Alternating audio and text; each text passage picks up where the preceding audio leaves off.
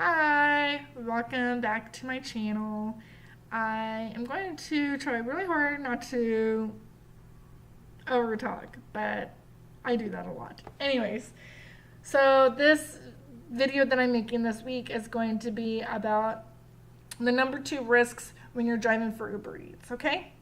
The number 1 thing is being behind the wheel. Driving the vehicle is going to be extremely dangerous, very hard on concentrating, especially when you are getting all of your information from this thing right here. Okay?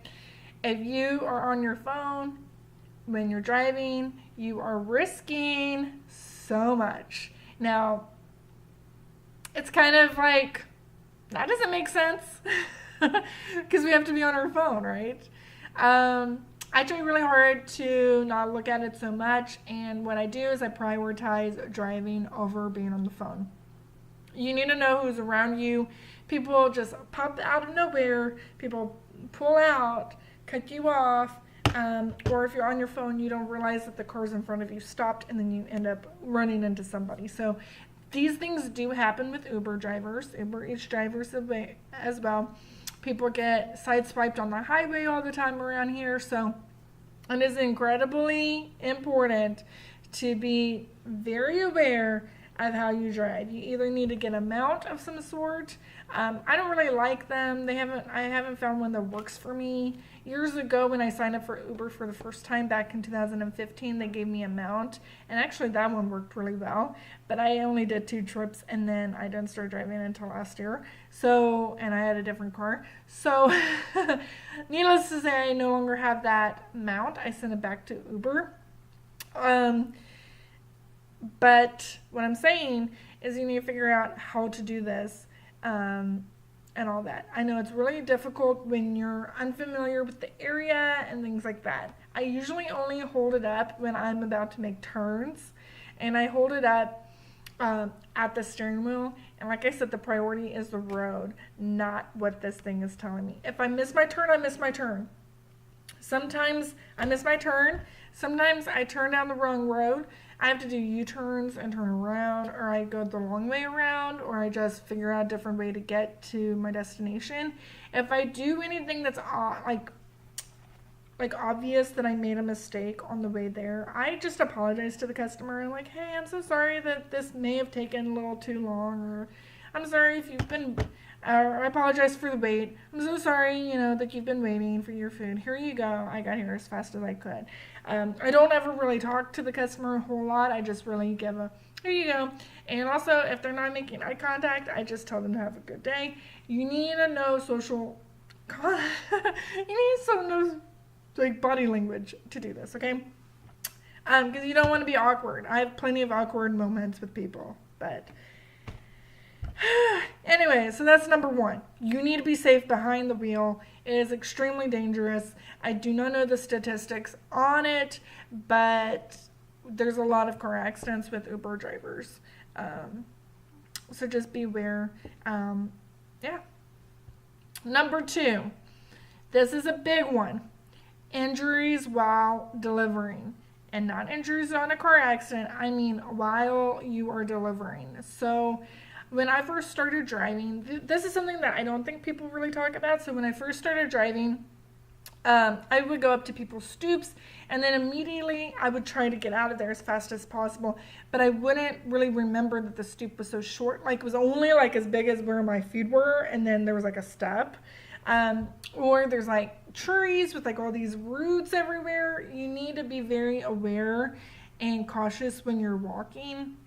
As well as I can't even tell you how many puddles that I've stepped into with tennis shoes, and it's cold outside this past winter. It was terrible, and I'd step in it, and immediately I regretted that step. But I would prefer that than tripping over any kind of step or uneven sidewalk surface, because that is even worse. People are actually injured. People actually have to go to the emergency room. People break ankles and bones doing this. People fall off, the stoops because all this. One time, I almost fell over. Well, I was. It looked like I was going to go one way, but I I was just turning around, but the lady, she was like, look out, you know, there's no step there. And it was like on the side, because like the step is like smaller than the stoop, you know what I mean? Anyways, and so she was concerned for me.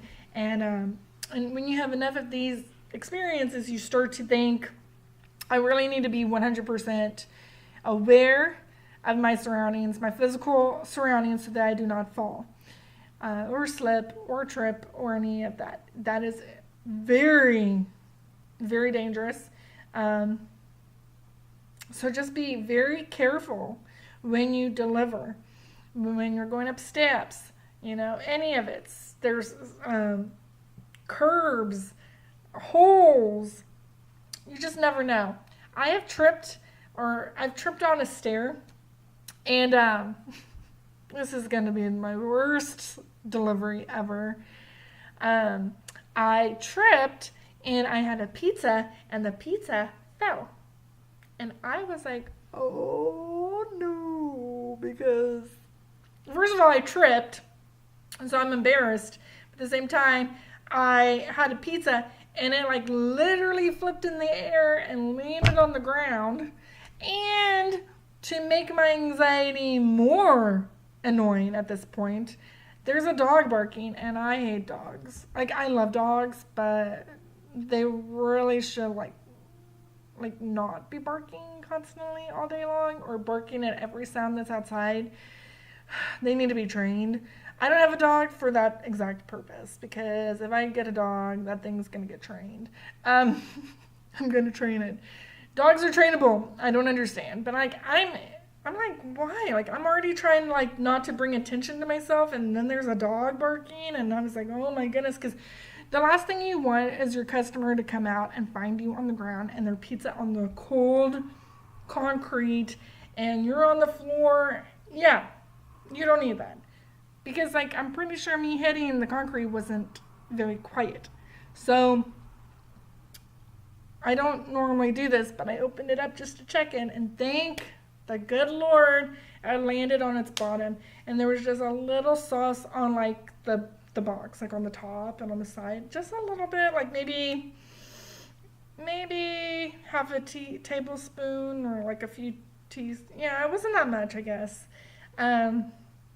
Pizza looked okay. It looked a little jumbled up, so I kind of like moved it around a little, shook it a little bit, so that like the pizza would be a little bit more laid out, like, because there were two pieces.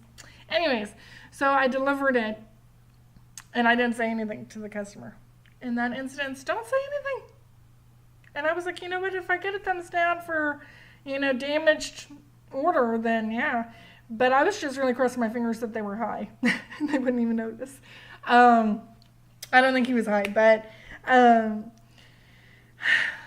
didn't get a thumbs down because I didn't bring it up.